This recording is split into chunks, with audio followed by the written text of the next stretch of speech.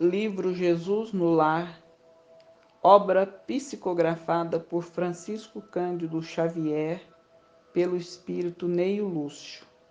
Capítulo 23. Os mensageiros distraídos.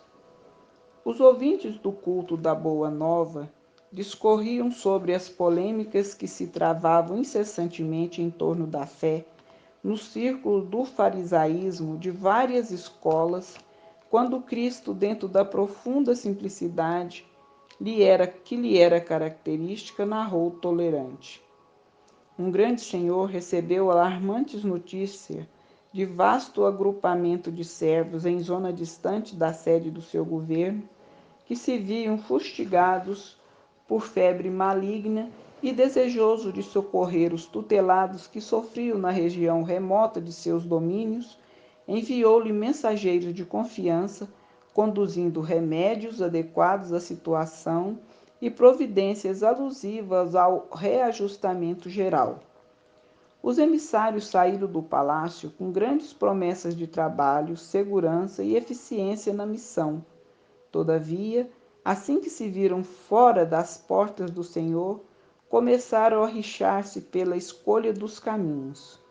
Uns reclamavam o atalho, outros a planície sem espinheiros, e outros ainda pediam a passagem através dos montes. Longos dias perderam na disputa, até que o grupo se desuniu, cada falange atendendo aos próprios caprichos, com absoluto esquecimento do objetivo fundamental. As dificuldades, porém, não foram solucionadas com decisão.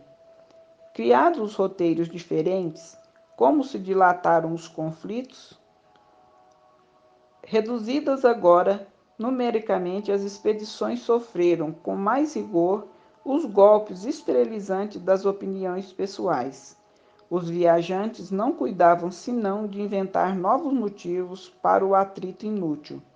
Entre os que marchavam pelo trilho mais curto, pela vargem e pela serra, lavraram discussões improdutivas, contundentes e intermináveis.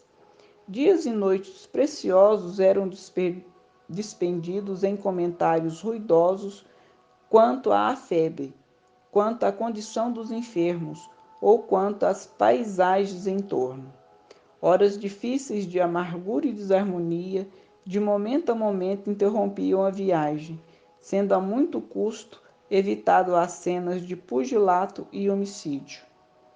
Surgiam as contendas a propósito de mínimas questões, com pleno desperdício da oportunidade, e em razão disso, tanto se atrasaram os viajores do atalho, quanto os da planície e do monte, de vez que se encontraram no vale da peste a um só tempo, com enorme e irremediável desapontamento para todos, porquanto, à míngua de prometido recurso, não sobrara nenhum doente vivo na carne. A morte devorara-os um a um, enquanto os mensageiros discutidores matavam o tempo através da viagem. O mestre fixou os aprendizes o olhar muito lúcido e aduziu: neste símbolo, temos o mundo atacado pela peste da maldade e da descrença, e vemos o retrato dos portadores da medicação celeste, que são os religiosos de todos os matizes, que falam na terra em nome do Pai.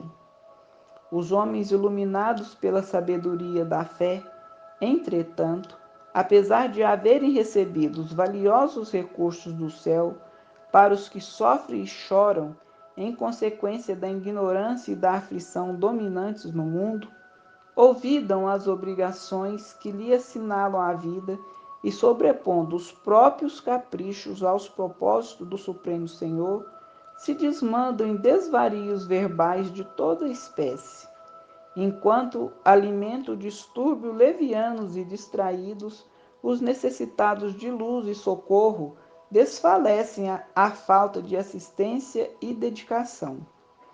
E afagando uma das crianças presentes, qual se concentrasse todas as esperanças no sublime futuro, finalizou sorridente e calmo: a discussão, por mais proveitosa, nunca deve distrair-nos do serviço que o Senhor nos deu a fazer.